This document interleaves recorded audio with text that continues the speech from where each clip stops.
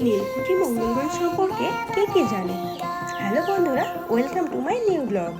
আজকের ব্লগটি হিস্টোরিক্যাল নীলকুঠি সম্পর্কে। সেদিন আমি সন্ধ্যার দিকেই নীলকুঠিতে গিয়েছিলাম। ছোট থেকেই শুনে এসেছি নীলকুঠি হন্টেড প্লেস, তাই ভাবলাম সন্ধ্যার দিকে গিয়েই ঘুরে মেরে আসি। যদিও আমি অনেকবার ফ্যামিলি বা ফ্রেন্ডের সঙ্গে এসেছি পিকনিকে। নীলকুঠির লেফট সাইডে রয়েছে একটি প্রাইমারি স্কুল। নীলকুঠি সম্পর্কে আমার যতদূর জানা আছে, ব্রিটিশ আমলে যখন নীল চাষ হতো তখন নীলকর সাহেবেরা এই কুঠি থেকে নীলকর, নীল চাষ ও নীল চাষের ট্যাক্স তদারকি করত। তারপর থেকেই এই কুঠিগুলি নীলকুঠি নামে পরিচিত। দুদিন এক রাতের জন্য হাওয়া বদলের একটি খুবই সুন্দর জায়গা। এখানে আসলে বুঝতেই পারবেন কি সুন্দর গ্রাম্য পরিবেশ। গ্রাম্য পরিবেশের মজাটা উপভোগ করার জন্য এখানে আসতেই হবে।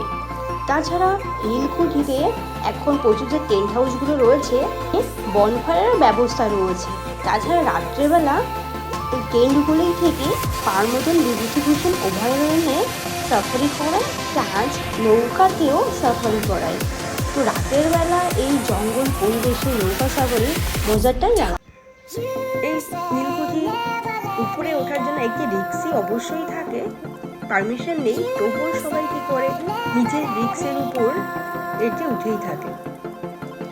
সত্যি কথা বলতে অ্যাডভেঞ্চারাস করতে কার না ভালো লাগে, তার জন্য সবাই এটাই করে। ইছামতি নদী, আর এই ইছামতি নদীকে পার হলে রয়েছে বিভূতিভূষণ অভয়ারণ্য। এই বিভূতিভূষণ অভয়ারণ্য ছিল একটা সময়ে বড় পিকনিক স্পট। এটি নিয়ে অন্য একটা দিন অন্য কোনো একটা ভিডিওতে আলোচনা করব। আর একটি নদীর পাশে একদমই দেখতেই পাচ্ছ খুব বসার জায়গাও রয়েছে। তোমরা বসেও থাকতে পারো, বোট রাইডিং করতে পারো, নৌকায় চড়তেও পারো। এইসব করার পর আমরা এখান থেকে বেরিয়ে আসলাম। বেরিয়ে যে টেন্ট হাউসগুলো রয়েছে সেটা একটু দেখানোর চেষ্টা করলাম। টেন্ট হাউসগুলো এখানে সময় কাটানো যায়। তারপর এই ভিডিওটা এ পর্যন্ত। দেখা হচ্ছে অন্য কোনো একটা দিন অন্য কোনো একটা ভিডিওতে। তারা ভালো থেকো। Good night.